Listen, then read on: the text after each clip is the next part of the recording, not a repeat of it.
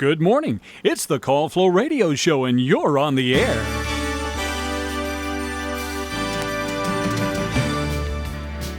It is indeed time for the Call Flow Radio Show for March 11th, 2025. Your time right now, it is 8:07. And today I am joined by Luther Cifers, State Senate. Good morning. Good morning, Luther. How are you doing today? Doing great. How are you guys? Good, doing well. I believe the last time you were here with us, you weren't quite elected yet. They were still counting ballots, or they didn't vote yet. But now you're here. You are elected, right? And here, elected, have one lap around the track in session. That's right. How's that been for you? How's the experience of becoming a state senator? Same, is that right? Yeah, state that's senate. right. Okay, I'm like, does that sound right? Okay. How's that experience been for you, Luther? It's been overall? good. I'll tell you. It's been quite a bit different than what I expected. Yeah. But as I've told a number of people, I would say, having gone through a session now and kind of seeing, as they say on the inside, how the sausage is made, I would say it's probably done more to kind of restore my faith in government than otherwise. Yeah. It's a difficult process. There's a lot of difficult decisions being made, a lot coming through very quickly. But overall, I mean, I think we have a lot of good intentioned people there that are trying to do the right thing by the citizens. And, I came into this thinking that maybe bring some real world perspective to that process. Absolutely. So that maybe some of the legislation that makes it through works a little better for us here on the ground. Sure. And that's what I'm here to do. That's what I'm trying to do. Excellent. Has there been any exciting new bills that you've seen, or anything that you're interested? Well, there was a lot of stuff that passed. There was a lot of stuff that was killed in session. Yeah. But it's premature to say kind of what the landscape will look like for this year, because the last part of the process is the governor's vetoes. Sure. So until we get through that, we won't Absolutely. really know what we're left with. I have an idea of it, but not really my place to say what the governor will or will not veto. So if you'd like, we could do a kind of a legislative update. That would be great. Over. Yeah. No, that would be excellent. Looking forward to that. I did want to ask you, so how did it feel when you found out that you were the one that won that race? Well, I mean, going into it, I really felt led to do it. Yeah, absolutely. Yeah. But I didn't have any sense of what the outcome would be. In fact, Sure. I thought that ending up making it all the way to the Senate, if that was God's plan, then that's how it'll get, of course that's how it'll go. But I wasn't sure. You never know what the plan is. What I know is I felt led to do it. But to be frank with you, I was a little bit kind of surprised. Sure. That things went the way they did the night of the mass meeting. After that, getting through the special election, we this is a very conservative district. Absolutely. I'm a very conservative candidate, so that kind of went as expected. But from the beginning, my goal was to follow the steps that are ordered in front of me and do the best that I can with whatever was entrusted to me. Absolutely, yeah. And what is how does your family feel about you winning? Any good excitement, I'm sure? It's been a good experience for everyone. My wife and I, during session, we got a little Airbnb there in Richmond. Nice. So she's a city girl, so she really enjoyed having access to everything there for a couple of months. Our son, we've got a toddler, so he was there with us. So,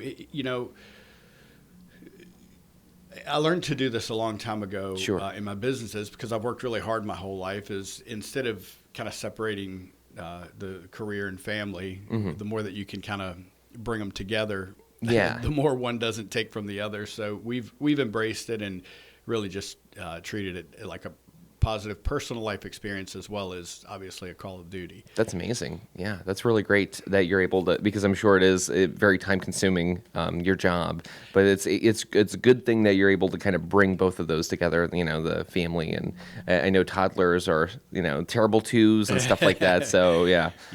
Well, coming into this, I had kind of recalibrated my life a little bit anyway. Sure. There's we have a wonderful CEO at Yakutak who's running that business. Most of my other business interests are managed by others, so to speak. Yeah. So I was prepared to dedicate, a substantial amount of my time to this.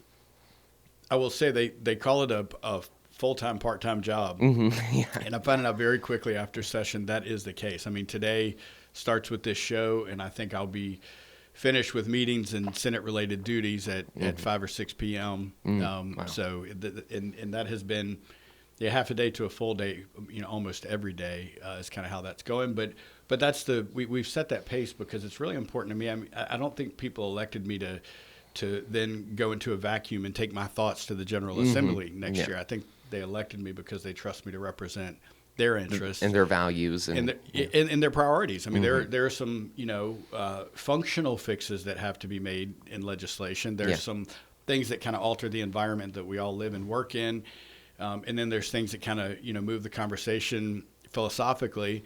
And I don't want to just take my priorities and do that. I want to spend a lot of time in the localities, meeting with people, understanding what their priorities are, and make sure that I'm representing the 10th as well as possible. So that's a lot of what this getting out and meetings and participating in things is make sure I've got the voice of the citizen. Yeah.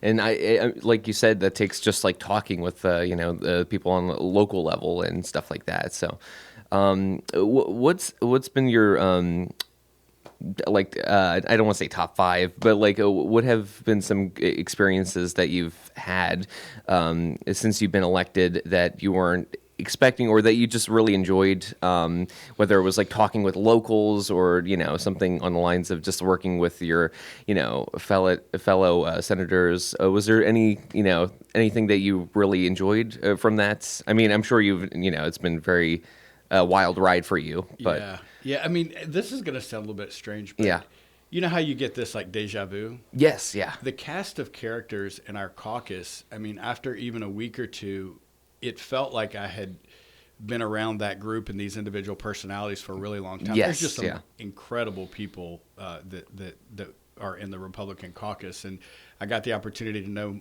most of them pretty well during session. I would say that's been the highlight so far. Just some really smart people. People coming from different walks of life. And I think, again, you bring all those different perspectives together around a set of values and a desire to serve, and, it gels into something pretty wonderful. So that's probably been the highlight more than anything is the people I've gotten to know. And one of my objectives here in the off season, I just spoke to one of my aides about it yesterday, is we're trying to organize, and I've already kind of gotten the nod from the other side.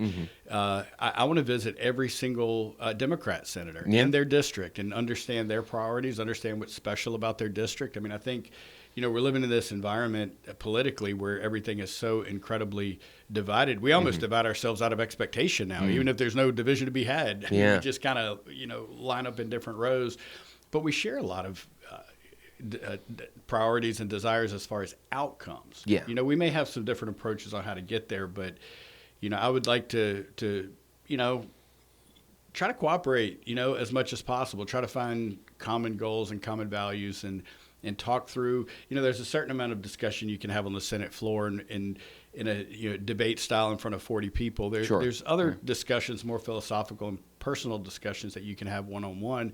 And I'd really like to get to know my colleagues better and see what we can do to work together to serve this Commonwealth as well as possible. That's a good point. And was there any new news on anything that you would like to mention or any sort of? I know you can't get into too much detail. No, I mean, like I said, on the legislative side, it's really comes down to what ends up making it through across the governor's desk. Absolutely. Yeah. The other thing I would say is an observation that maybe a lot of folks don't know about. I certainly didn't coming into this, is the amount of influence that private citizens exert in the legislative process. I didn't realize how easy it was to show up and testify at a committee, for example, on a particular bill that is coming up that you're passionate about or that you have some particular knowledge about. But I can tell you, sitting in committee, there were multiple times that the testimony of one or two private citizens who may understand either the subject matter or potential unintended consequences of a bill being discussed better than anybody on the panel, better than any of the senators, change the outcome of a vote. So I think, citizen involvement, I can really truly see the importance of it now. I'll be frank with you. I mean, and I think a lot of people are in this space, is I had this slightly more cynical view that everything was just on autopilot. You can go, show up, you can speak. No one's It's like talking to a wall. No one's going to listen to you. Yeah, they already know what exactly. they want to do. Could not be farther from the truth. In the legislature, there's on the Senate floor and behind closed doors, there is a desire to represent, a true desire to represent the constituents and to do the right thing. So when you get more information, you get better outcomes, and citizen participation is extremely important to that process. And when you get like that public or citizen participation, I mean, is it often just like a few people? Is it like a decent amount that shows up to kind of talk about? Yeah, it totally depends on the topic. I mean, sometimes like very technical bills, you might be literally trying to recruit someone to come speak on it and testify because you need subject matter experts. Or if it's something that's a little bit more kind of lightning rod controversial, it might generate a ton of interest. Notably, there was a bill this year, and this one was kind of near and dear to me because I'm a homeschool kid, that would have basically removed any practical protections from the religious exemption. Essentially, religious exemption for a homeschool family, it opts them out of what it really does is opts them out of compulsory attendance. But, of course, these kids are still attending. But what it effectively does is it opts them out of state oversight. Okay. And the reason that's important to a lot of families is because there's more than one way to get educated. And one-on-one, a parent that knows their child, you can be so much more effective in tailoring a curricula or experiences. That's a big part of homeschooling. There's the experience side of it, the applied side of it.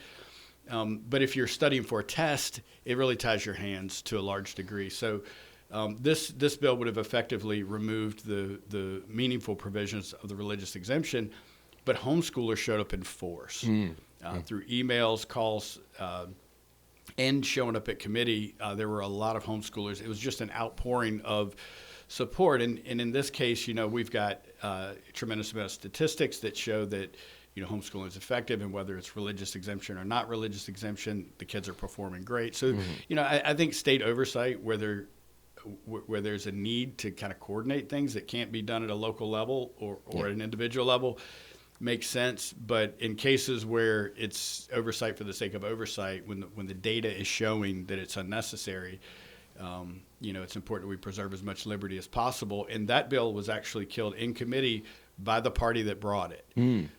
So that tells you right there the power of public. People. And let me be clear. The party that brought it felt like it was a good idea. Nobody brought that bill because they thought it was a bad idea. They brought it because they thought it was a good idea. But they were willing to abandon even their own good idea because the citizens spoke up. And again, that goes back to the will of both sides, I think, is to try to represent the citizens as much as possible.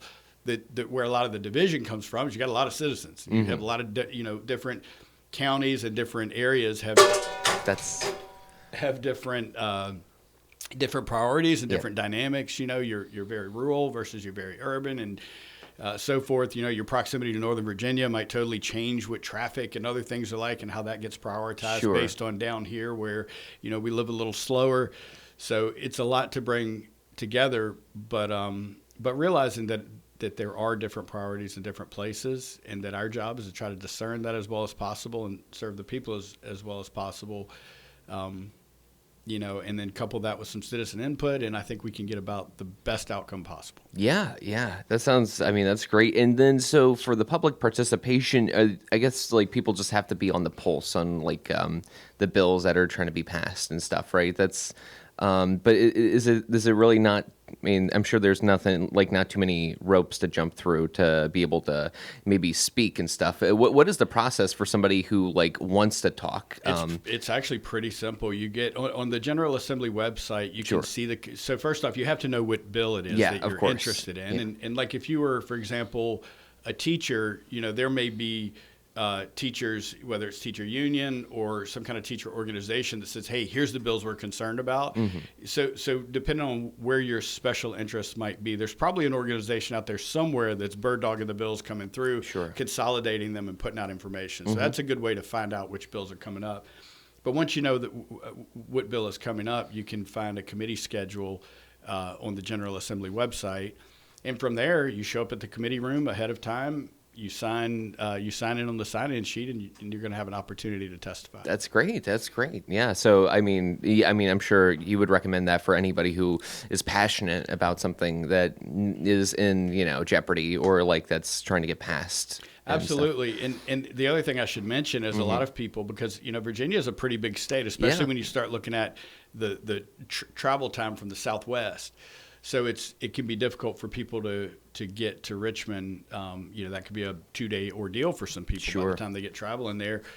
So there's also an option to join by video. I don't know what that process looks like from the user side, but I know in committee that testimony is just as valuable as the ones that are there in person. Okay, wow. So a couple of different ways and to do that. Absolutely. And I'm sure email as well. You can probably write in something. You can write to your senators. Okay. And or to all of the senators, and that can be helpful because it definitely gives you a finger on the pulse. That would be more like trying to help inform those individuals on what public sentiment is.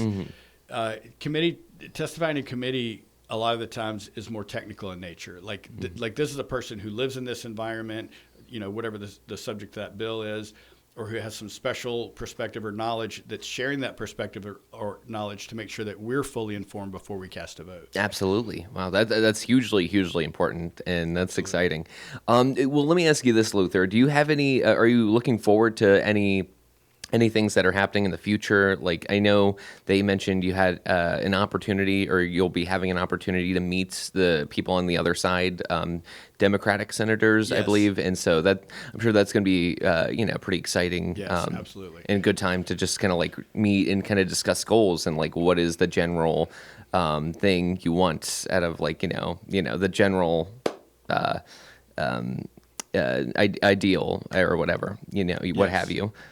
So do you have any other things like that you're kind of looking forward to? It's getting into the localities. Yeah. I can carry 20 bills next year. I don't know that I would carry that many, but that's, I'm looking at it, you have to lean on the experience that you have instead of the experience that you don't. What I don't have experience of yet is an off season in the General Assembly. Sure. What I do have experience with is business. So I'm looking at these 20 bills like a capital budget, basically. And I've kind of divided those into multiple categories, and we're going to try to basically we'll spend the first third of the season here kind of collecting ideas, brainstorming, filling the idea funnel is what we would call it in a product retreat. And then try to categorize those and kind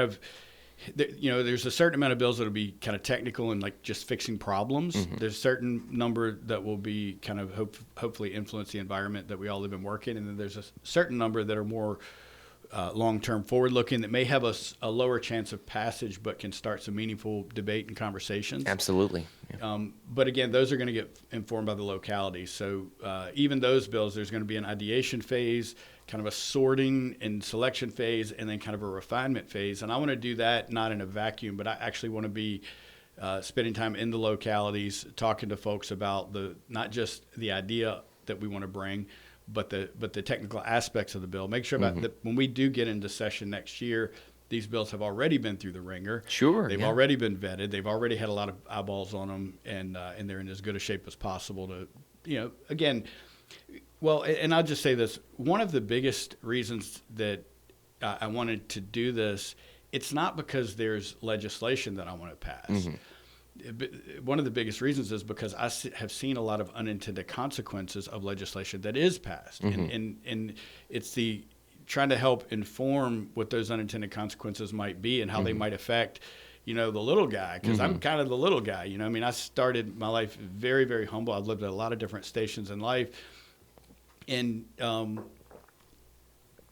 but even at that, I'm limited to my own perspective. Sure. But when you get out in the communities and you're talking to people and bring all that together, it's the same thing as kind of team-oriented management of the business, is where you're getting a lot of perspectives. You still have somebody making a decision at the end, but you're getting as many perspectives as possible to inform that. And I'm very much looking forward to that process this offseason. Absolutely. Absolutely. All right. Well, Luther, if you want to add anything else, feel free, but that's very exciting. And we're looking forward to having you back, kind of discussing some other things happening, in the future. So It was great. Thank you so much for stopping by, and we appreciate it. Well, thank you very much. I appreciate you having me. All right. Well, thank you so much, Luther. That was Luther Cifers, State Senator, and your time right now, it is 8:27 on the Call Flow Radio Show. So we're going to go ahead and probably jump into a quick commercial break, and we'll be right back with the weather forecast right after this. And once again, the weather is being brought to you by Harold W. Collins Clearing and Grading, located at 2113 Cumberland Road in Farmville. Harold W. Collins Clearing and Grading has been helping to build Southside and Central Virginia since 1960, providing all excavation, general contracting, and hauling needs. 5 miles north of Farmville, 2113 Cumberland Road, at the intersection of 45 and Range Tavern Road. Call 392-6010 or stop by Harold W. Collins Clearing and Grading. And your weather forecast looks like this today. Sunny skies with a high around 74. Tonight, clear with a low around 43. Wednesday, sunny with a high around 78. Wednesday night, mostly clear with a low around 44. Thursday, partly sunny skies with a high around 73. Thursday night, cloudy with a low around 46. And Friday, mostly sunny with a high around 72 in Farmville. Currently right now in Farmville, your temperature outside, it is 36 degrees out right now, humidity at 70%, wind speeds are calm at the moment, and barometer reading 29.84 in Farmville. It's going to wrap it up for the weather forecast. Once again, the weather was brought to you by Harold W. Collins Clearing and Grading, located at 2113 Cumberland Road in Farmville. Call them today at 434-392-6010. Again, 434-392-6010. Now time for the birthday calendar, and the birthday calendar is brought to you by Creative Electrical Contractors, located at 1907 East 3rd Street in Farmville. Creative Electrical Contractors specializes in commercial and industrial projects and offers quality work at competitive prices. CEC is a licensed Class A contractor in Virginia and North Carolina. Creative Electrical Contractors has been in business for 25 years, still committed to the values that were established when the company opened in 1998. Integrity, quality workmanship, and timely delivery. CEC, located at 1907 East 3rd Street, Farmville. You can contact CEC at 434-392-3802 or at creative-electrical.com. All right, John, it's time for you to shine, sir. With that wonderful bluegrass background. Let's all gather around and listen to the birthdays today. Today is what? I got these really not so great glasses on. Noah's in his quiet mode. Okay, so he's just going to leave it to me. All right. Thanks, Noah. Today is the 11th, by the way. Thanks for all the help there.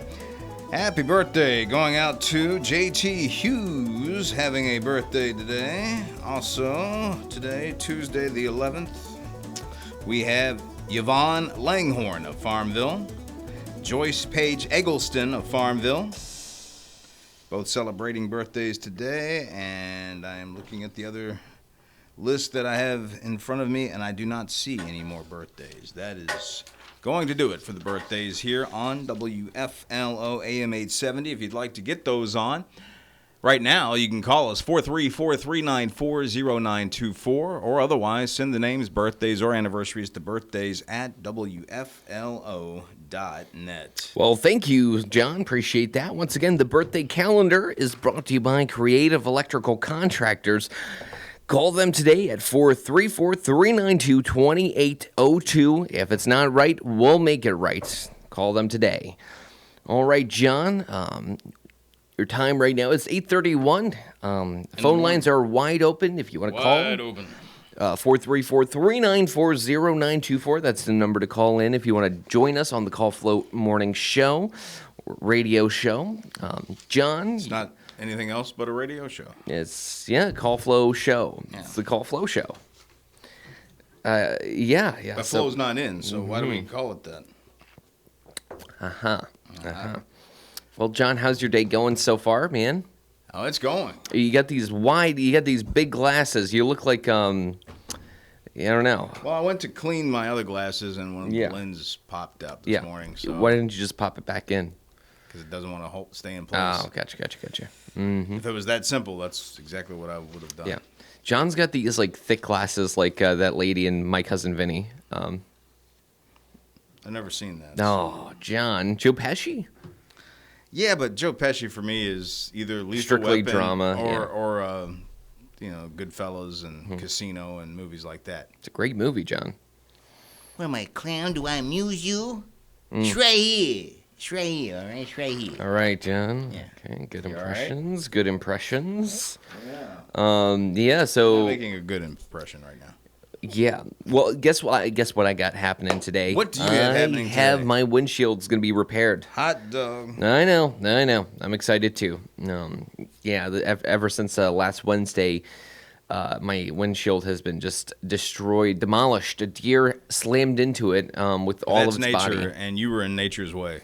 Yeah, I don't know about that, John. Oh, I know all I about think he it. was in my way. I don't think so. Actually, yeah, no. Deer have the right of way.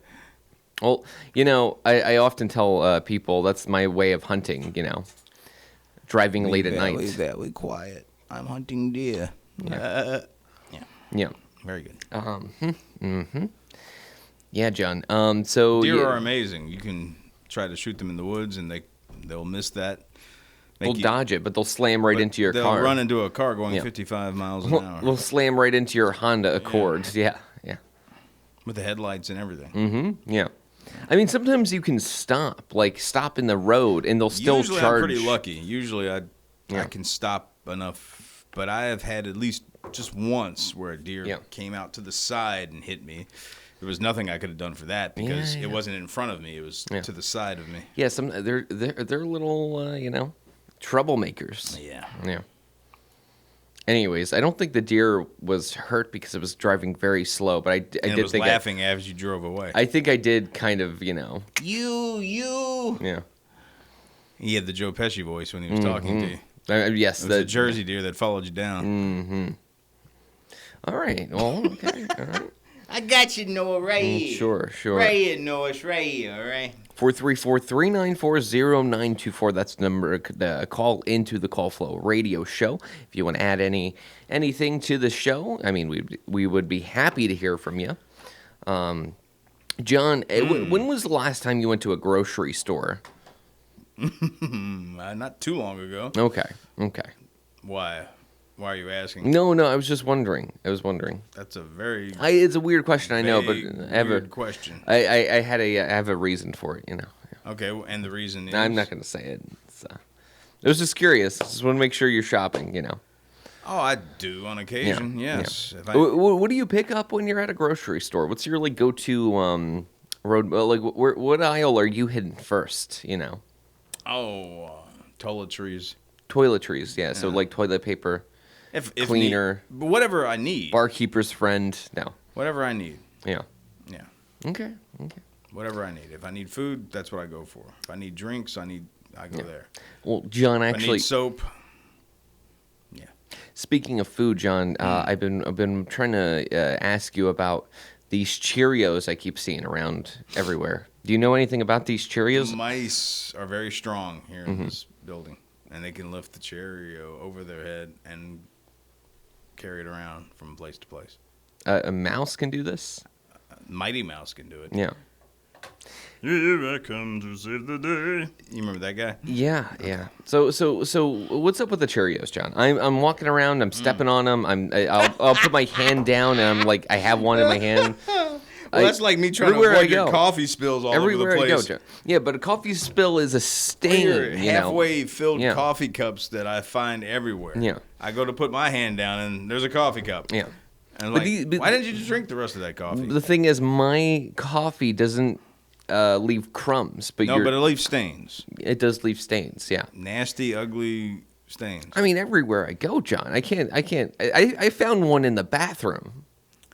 That's Are where I you found eating coffee why- stains. why I are hope you- those coffee stains I saw. I'm sure they are, Or John. grounds. I don't know, something. So you're eating Coffee You're grounds. eating Cheerios in the hallway, in the bathroom, I don't eat them in the bathroom. studio, by the computer. Why is there coffee cups all over the place? Why is there Cheerios Because everywhere? you can only be one place, and there's coffee everywhere. Yeah. Are you drinking for two? What are you doing? I can ask you these same questions, John. That's why I'm You can asking only be you. one place, but there's Cheerios in the ceiling. There's Cheerios. No, you started it. What kind of Cheerios? At least tell me they're like the good kind of like frosted. No, they're not honey. frosted, but they're cinnamon flavored. Cinnamon flavored Cheerios. Protein Cheerios. Protein, yeah. Well, they got injected protein powder in these Cheerios. I don't know. It's good. I don't know. Yeah, so you have cinnamon Cheerios. Now that's something I didn't know. I didn't know Cheerios or whoever owns this. Who owns Cheerios? Kellogg's? Is it Kellogg company? Nabisco, I don't know. Okay. I didn't know they made cinnamon flavor Cheerios. Oh, they make all types of flavors. You more of a Captain Crunch kind of guy? No, I like Honey Nut Cheerios. That's my go-to. Okay. Wow. So you've been eating Cheerios. Is there a reason why you eat Cheerios? Around, Because I'm hungry. Okay. And I need a little snack. Oh, that's a good reason. Okay. Why do you eat them? For a different reason? Yes. No. I don't. No. That's about the same. Well, these are the kind of intensive questions you were going to ask me today. Well, I don't know, John. I just when we were talking about the grocery store, that reminded me that there was a Cheerio underneath the soundboard that Chris Wood found and then put back. Put back. Well, at least she puts those back. Sometimes she has a tendency to walk away with the pins. All right, you're accusing her of taking pens? She admitted that herself the other day. Okay. When I saw her put a pin back in the cup, she said, "I have a tendency to, or I've been known to, walk off with these things." So. Now, and then she ended up coming I remember back. her desk at the old station. And all the I opened the pens. drawer, and there were all the pins that I had been looking for. Yeah. It takes a certain type of person to steal a pen. I'm not saying she stole them. No. I know. She borrowed. I mean, she just. I'm talking about like in public, somebody sees a pen and just takes it. Yeah. Yeah. Have you had a good pen that was stolen, John, in your time, in your life? Just misplaced, maybe, or something like that. I had this nice pen. I don't know the brand of it, but it was all metal body. No, an all metal body, and just like kind of thick where you needed it to be thick, and then kind of thin, and it balanced weight. Are we still talking about a pen? I hope so. Okay. But anyways, I love this pen. And then just one day, I was at work. I had it out, and it disappeared. But we do have a phone call, so we're going to hop to the phone lines right now. Caller, you're on the air. All right. They said I was full of it. I'm not sure they were talking about air. Oh. Uh-huh. Yeah, but anyway, sometimes you feel like a hangnail on the big toe of life. I think everybody has that once, every now and then. And I've told this before, but some of you listening may not have heard it. And it was about the two television antennas. And they got married. Now, the ceremony itself was okay, but the reception was just out of this world. Two TV antennas. Oh, no, I got the joke. I got it. Yeah, I thought, when I heard that loud silence, I figured you'd got it.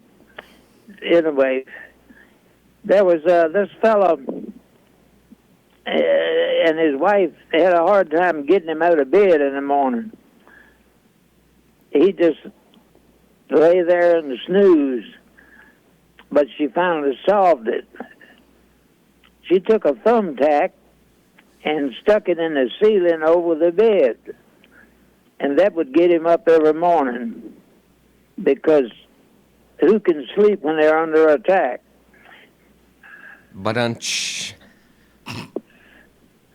like that. You got that, didn't you? Oh yeah. You can't sleep under attack. Yeah. Right. The silence was so loud I could hear it. There was one lady who decided her complexion wasn't too good, and she had read that taking a milk bath would help the complexion. So she had her husband call the creamery and order about 20 gallons of milk. And the husband told the man, said, "My wife wants to take a milk bath." And the creamery man said, "Does she want the milk pasteurized?" He said, "No, just past her knees." Hi-oh. You didn't like that either, No, did you? No, I like that. That was All good. right. That's good. Oh, you like that? Okay. Yes, sir. One time as a young boy, I had to milk 2 cows every morning and every evening. And one cow told her friend, said, "Here comes that jerk again." If you ever milked a cow by hand, you could understand that. Yeah. Yeah. Anyway, seriously speaking, this is seriously speaking, in the summer of 1956, the Buckingham chapter of the March of Dimes paid for me to attend radio school in Washington, D.C. They paid for my room in a private rooming house. But when I got there, the previous occupant was still in that room and would be for another 4 days. So I had to go to a hotel room for 4 days. It cost me $40 in advance. And that was exactly to the very penny what I had. So my older sister Pearl would send me $10 every week for meals. So for 4 days, I had to pay the place in advance. It took me $40. So for 4 days, I didn't eat. And as I was coming home from radio school, I stopped and looked in the Bluebell cafeteria window. Some food was on display. And as I was standing there, one of the employees waved to me to come in. So I did, and he set a hamburger and a glass of milk on the counter. He said, "This is for you." So every day I ate there, but I could only get a lettuce and tomato sandwich, which cost 85 cents. That employee was named Clyde Chitty, and he lived in the rooming house where I lived. He said he worked for his father-in-law, who was quite wealthy. His father-in-law owned a whole bunch of sawmills around Washington, D.C., most of them out in the state of Maryland. So anyway, I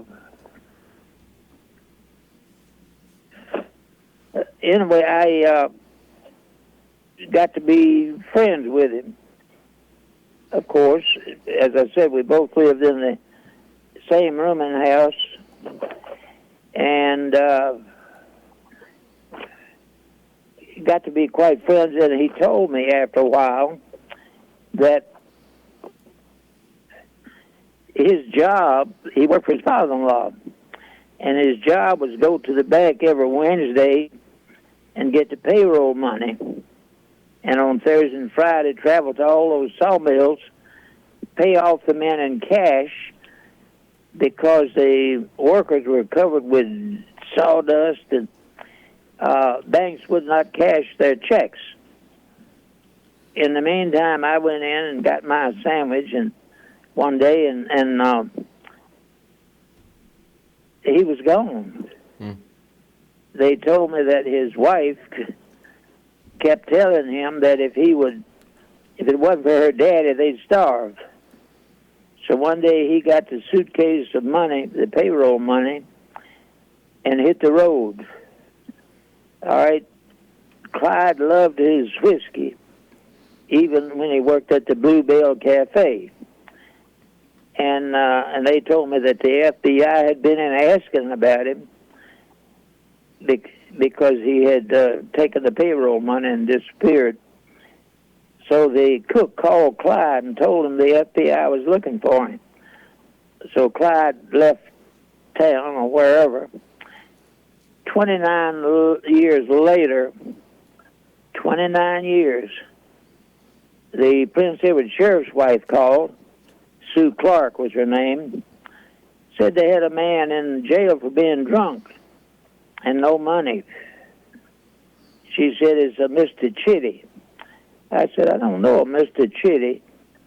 She said, well, he claims he knew you in D.C. 30 years ago. I said, oh, my goodness. Tell him I will be there as soon as I get off the radio at 2 p.m. So I went and bailed him out of jail, took him over to the college shop, a restaurant, and bought him a sandwich. And then he told me he and his wife had gone back together, but once a year he'd get drunk.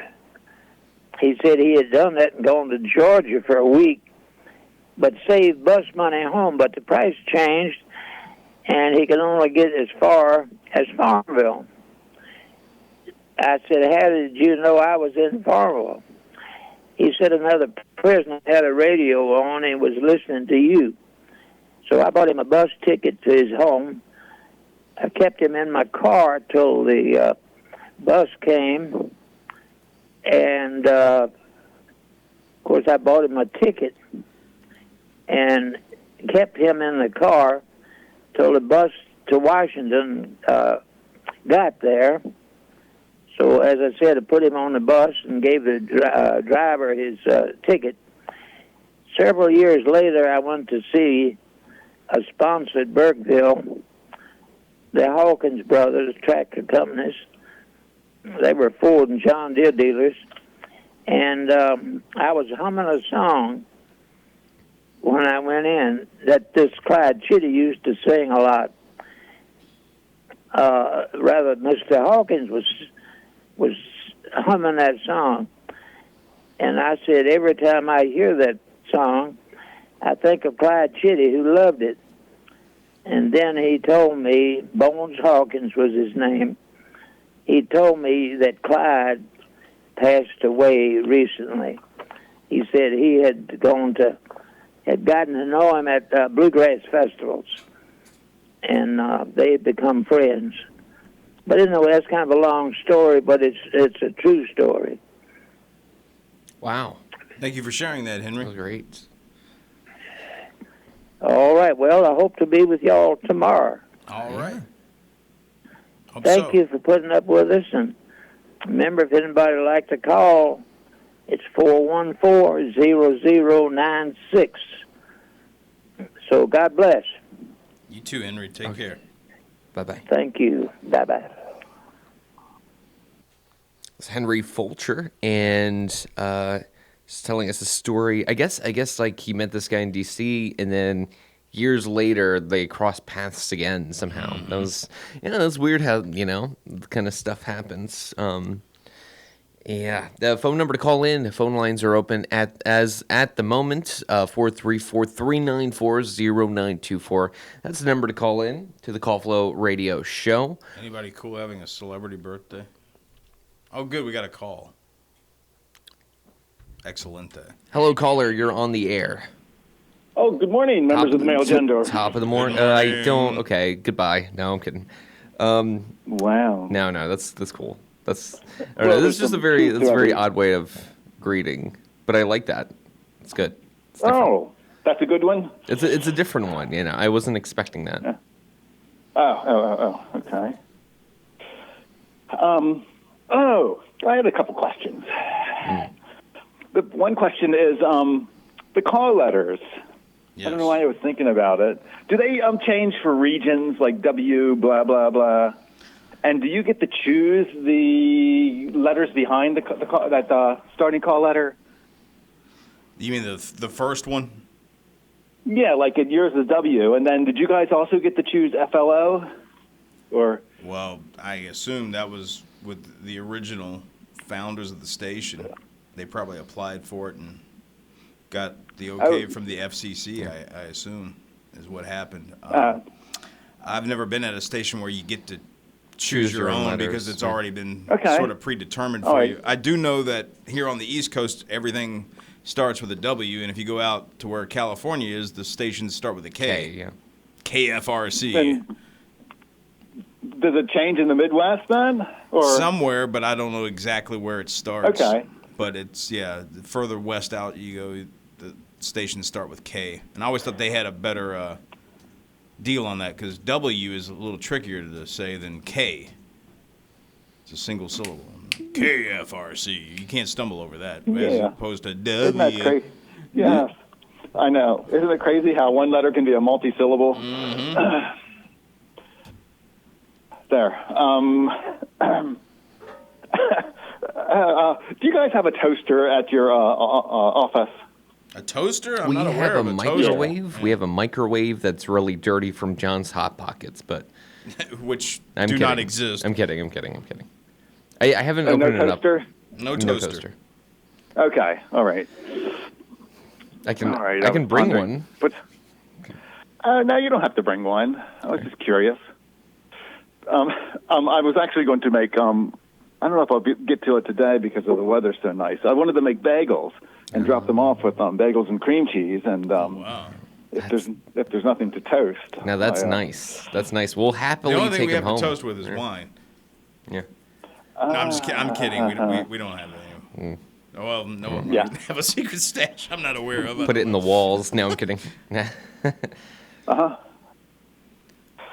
Okay. Do you really have to toast a bagel, though? Can you eat it just the way it is? You should toast a bagel. I mean, yeah, I'll tell you, you know what?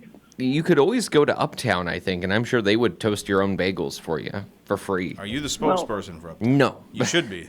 This should have your image on the front glass. I remember when I worked there, this is an interesting story. When I worked at Uptown, people... You'd be like the Shoney's Big Boy. I heard, I never witnessed it, but I heard people would bring in their own meats, like for breakfast sandwiches, and they would ask the grill cook to cook it. So, like, this one guy... Yeah, they would bring their own, like, pork roll, which you probably... bacon here. No, but like, specialty breakfast meats, and they would bring it with them and be like, can you put this on a breakfast sandwich? And so they would cook it in the back and put it on a sandwich for you.